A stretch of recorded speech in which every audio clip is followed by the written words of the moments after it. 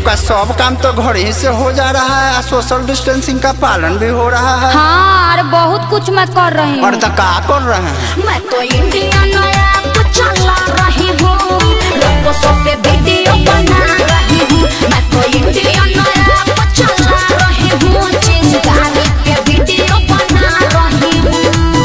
तो सही कह रहे हैं भौजी, मन चंगा तो कठौती में गंगा। हाँ तो और का है ये है।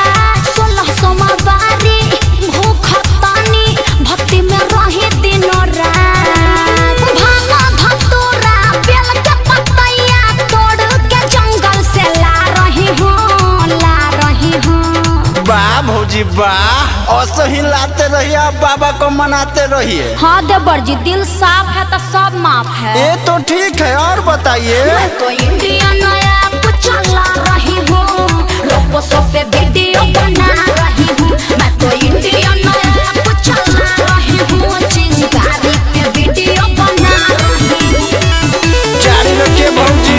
ठीक है देवर जी।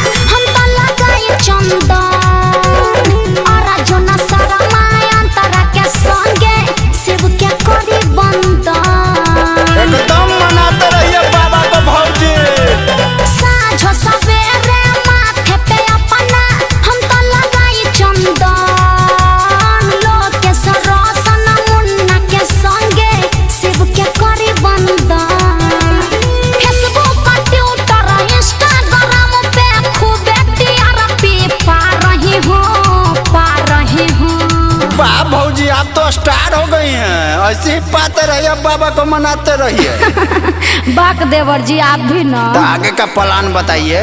मैं तो इंडिया नया कुछ चला रही हूँ, लोगों से वीडियो बना